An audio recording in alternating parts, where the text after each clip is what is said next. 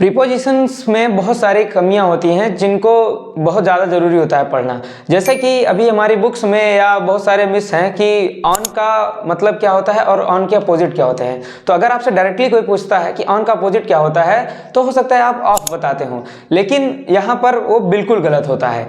On का मतलब तो ज़रूर होता है ऊपर, ऑन का मतलब होता है ऊपर। जैसे the book is on the table, the book is on the table.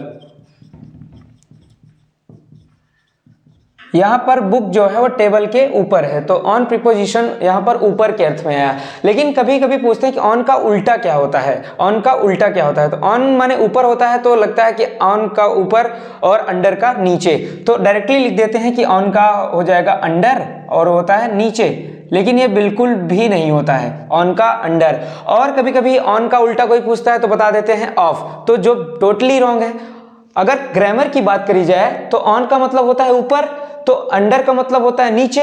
तो लोगों का मानना होता है कि ऑन का मतलब ऊपर हो गया, अंडर का मतलब नीचे हो जाएगा, लेकिन ये टोटली गलत होता है। होता क्या है, अब ऑन का मतलब तो ऊपर हो गया, ऑन का प्रयोग कहाँ होता है जान लेते हैं। ऑन का प्रयोग होता है जब कोई सरफेस पे कोई वस्तु टच करी हो, कोई वस्तु स्पर्श करती हुई रखी हो, तब हम करते हैं ऑन का प्रयोग।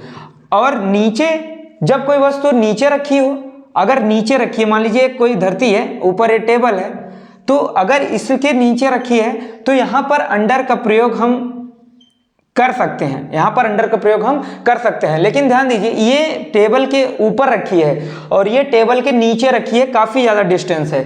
आपको याद होगा ओवर और एबव का अंतर, ओवर और एबव का अंतर। ये तो अभी ऑन है।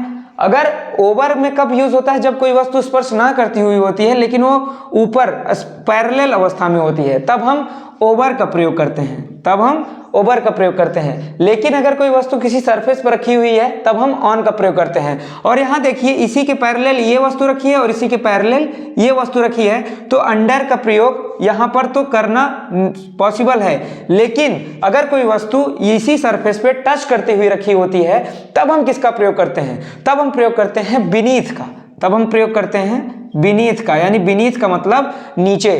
तो ऑन, ओवर, अंडर और बीनीथ। ओवर का जो उल्टा होगा, ओवर का जो उल्टा होगा वो होगा अंडर, ओवर का उल्टा होगा अंडर, और ऑन का जो उल्टा होगा वो होगा बीनीथ।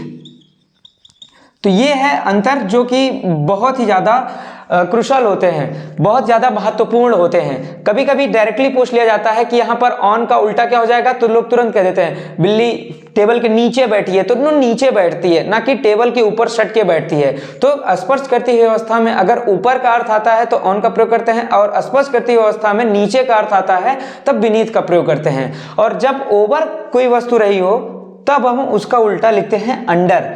तो ये था ओवर और अंडर, ऑफ और बीनीथ, इन सब में अंतर। अगर वीडियो पसंद आई हो वीडियो को लाइक और सब्सक्राइब जरूर करें।